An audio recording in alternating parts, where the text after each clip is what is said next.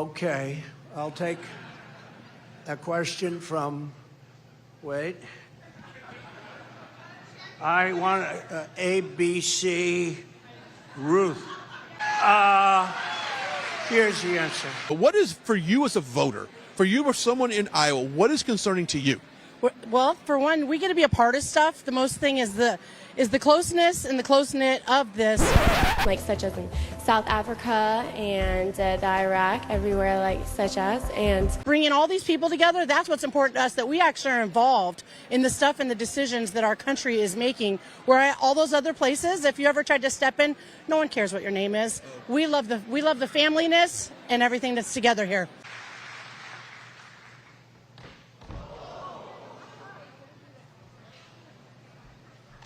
I'm okay. We can mortgage your children, our future, we can to the hilt to pay for Vladimir Zelensky's futile nonsense. You know the statement, where we go one, we go all? Well, that has more meaning than what people think. I'm here because what Trump represents is God. And that means a lot to every country in the world. Give me a break. What's up, guys? It's Brian here from the Midas Touch Network, and it's becoming increasingly difficult to find the words to describe these people. I mean, what you just heard was just a tiny fraction, a small snippet of some of the insanity, the absurdity, the craziness, the ridiculousness, the pro-Putin, pro-Russia, anti-American rhetoric coming from not only the MAGA rallies, but also Don Jr. and the rest of the cult members as they continue to freak out after Donald Trump's indictments and the continuation of the United States supporting Ukraine in their war against Russia. And while Conman Sr. decided to make a few recent strategic stops in Iowa, his son Coke Jr., Don Jr., decided to absolutely lose his goddamn mind on his podcast over the fact that Hunter Biden is now suing the IRS for releasing his tax information. Of course, Don Jr. has to misrepresent that and say he's only suing because he's embarrassed. We'll also cover Hunter Biden's lawsuit against the IRS, which he claims is embarrassing him.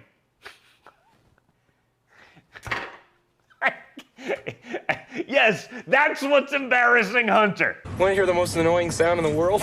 Hunter Biden is suing the IRS for embarrassing him by calling out his tax issue. Yeah, you know, he didn't pay taxes on millions of dollars of shady income.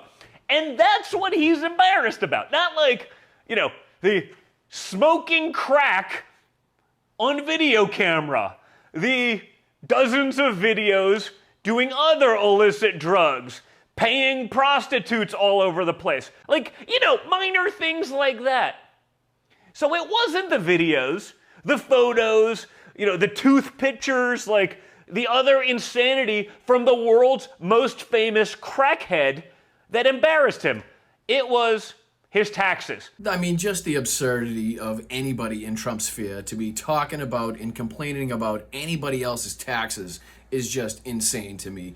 I mean, regardless of guilt, Hunter still has rights, and if his tax information was released illegally, then he has a case. Here he is remarkably mixing Russian-style propaganda with just the most disgusting bigotry you could possibly imagine, claiming that we're spending every dollar we have in Ukraine, which is absolutely false, calling it the Ukraine, which is a dead giveaway, and also just losing his shit over the fact that Ukraine has a trans woman as a spokesperson. That we're spending every single dollar we have in the Ukraine rather than doing what's right for America, where Ukraine first, America, like, you know, last. The trans, insane Ukrainian spokesman, woman, spokes them. What do you guys think?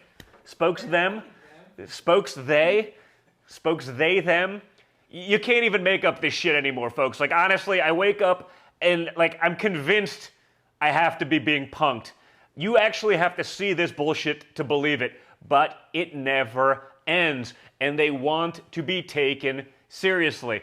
At this point, when you guys see this, you're like, are they working for Russia? Like, are they secretly trying to get people to, like, go over and side with Putin? Because this stuff is lunacy. I want you to really focus in on and listen to the rhetoric he chooses to use, because it's the same exact rhetoric that the Russian propagandists use, and the same rhetoric that we heard before when isolationists like Henry Ford and Charles Lindbergh were using it during World War II. Here's this bigoted Putin ass kisser talking about Volodymyr Zelensky's latest trip to the United States, claiming he was begging for money. He also blames any escalation seen in this war on Ukraine. He also claims that Ukraine has absolutely no chance of winning this war, which is pretty much exactly word for word what you would hear if you turned on RT or any propaganda network in Russia right now. This comes as Zelensky is visiting Washington and begging for tens of billions of dollars and more funding. You know, we can mortgage your children, our future, we can to the hilt to pay for Vladimir Zelensky's futile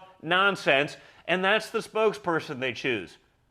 I mean, guys, what the hell is going on? They want rockets that can reach Russia. They want to further escalate the world closer to nuclear war. Why should we trust a military that employs that lunatic as their spokesperson? I mean, Ukraine's lack of judgment is worrisome, to say the least. Ukraine's never going to win this war, okay? Unfortunately for Donald Vladimirovich Trump Jr. over there, his track record isn't going to look too good, because Ukraine is winning and will continue to win. Let's take the rhetoric you just heard from Donald Trump Jr., which is the exact same rhetoric that his father uses and the exact same rhetoric the entire Republican Party uses, and compare that to what the isolationists that during World War II were saying. I think you'll recognize some of the phrases, and honestly, I think you'll be a little shocked at how similar they sound. Basically, all you have to do is every time he talks about England, substitute Ukraine, and it'll become really, really apparent where these people get their talking points from. And just remember how wrong these isolationists ended up being, and how much things would have been different in this world had they got their way. Soon after Roosevelt agreed to provide Britain with 50 old destroyers, Charles Lindbergh became the chief spokesman for a new isolationist organization dedicated to keeping America out of the war, the America First Committee. America First. Where have I heard that before? America first.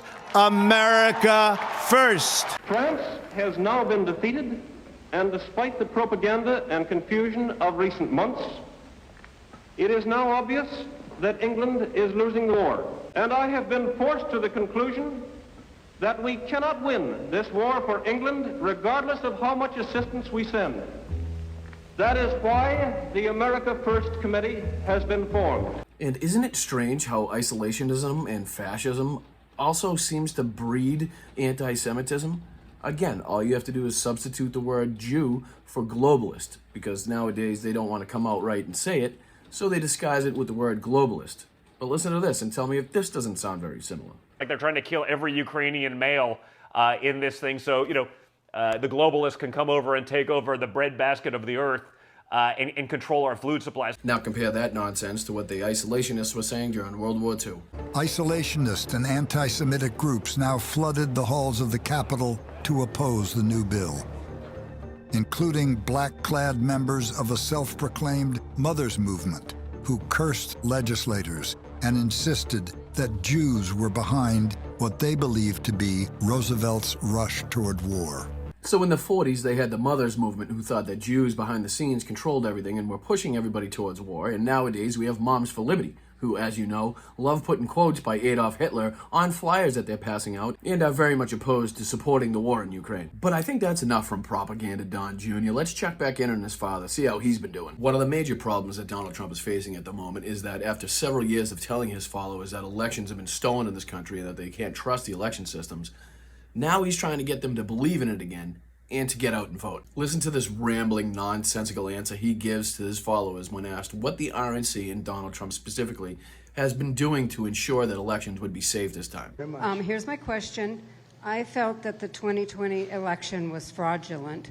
So what measures are being taken by the RNC to make sure that that doesn't happen again? Okay, well, you're not the only one, because if you look at polls, many people, big percentage of the country felt it was, they used COVID to cheat, but they would have cheated anyway.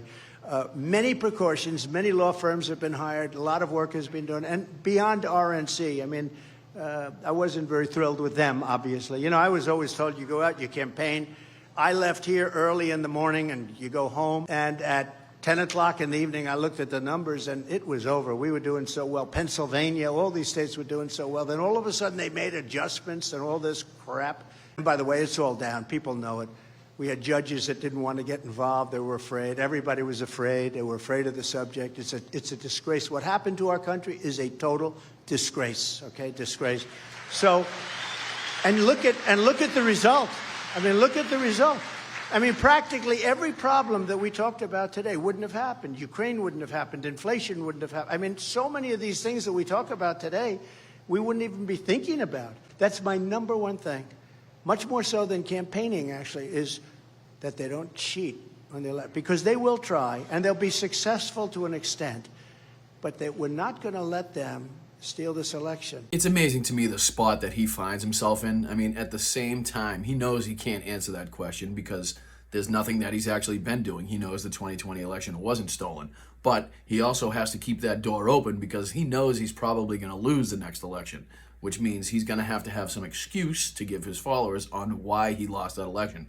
So he can't come out right and say that, yes, we've done everything possible and it's 100% that they're not going to be able to cheat on this election, because he knows that's going to be his next excuse. He's going to lose, and he's going to claim that it was stolen from him. Here he is ridiculously claiming that he ended woke in the military just after he claims to have already ended woke in the military, but somehow it was reinstated. And that's also a word he doesn't like using because he thinks it's foolish, but always uses it. And I don't like the term woke because I hear woke. You know, it's like just a term that half the people can't even define it. They don't know what it is. And proceeds to say that anybody returning to the Hawaii Islands after the horrible fire that they had is being forced to study woke for a week? I don't know. See if you can follow this nonsense. With the military, we're ending woke immediately. You know, I ended woke, totally. And then in their first week, they reestablished it. It's crazy. They pay instructors hundreds of thousands of dollars a year. It literally, they want our military to be woke. And it's just not going to happen. You read in Hawaii where they had the horrible fire where they have people going there. And before they bring them on board, they have to study woke for a week. Can you believe this? In other words, everyone's wanting to get back to their home, finding the bodies. It was such a tragedy. You don't read about it too much anymore, but hell is going on over there. And they want to give them classes in essentially wokeness. And here's the big orange pod calling the kettle black, once again failing to recognize the distinction between the words fascism, Marxism, communism, and then once again is really, really jealous of, I guess, how Joe Biden looks in a bathing suit because he continues to bring it up. Funny, I've never seen Donald Trump in a bathing suit on the beach. It's almost like Donald Trump is envious of Joe Biden in the self-confidence he possesses, in the ability to not give a shit what people are saying or thinking about him at any given point in the day. Under this lunatic regime of fascists and communists and everything else. So I think it's a terrible, terrible thing. But when we get in, we'll be able to stop it. We have Tom Homan. We have all of the greatest people. We have such great people. You know, if Biden went to the beach, you know, he goes to the beach all the time, right? You ever notice? Somebody's working him. He's got these consultants, and I think they think he looks good in a bathing suit. And he doesn't look good in a bathing suit. And somebody's giving him very, very bad advice. So as you can see, when it's not just pure Russian propaganda these people are pushing, it's lies and insanity on a scale never seen before in this country. But this is what we're up against. This is the direction the other side has decided to take our country. And these are the people that we have to fight on a day-to-day basis to keep our country safe, to keep our country a democracy, to make sure that the rule of law still reigns supreme. And if you like what you're seeing and you'd like the ability to help produce content like this, you can also check out my Patreon. It's patreon.com/BostonBrian. It's a great way for you to help out, great way for you to show everybody that you appreciate the content that we're doing, the time and energy that we put into the videos that we're making. You can also check out patreon.com/MidasTouch and help them out over there. There's also MidasTouch.com where everything politically related, all the breaking news, anything Midas Touch related you can find on there. We have great writers, great stories. It's the first place that I check out for the breaking news and all the happenings across the political spectrum. So you guys need to stay informed, stay up to date on the information that's coming out. Make sure that we're all sticking together. Make sure you're fighting for democracy. Until the next time, I'm Boston Brian. Keep kicking ass.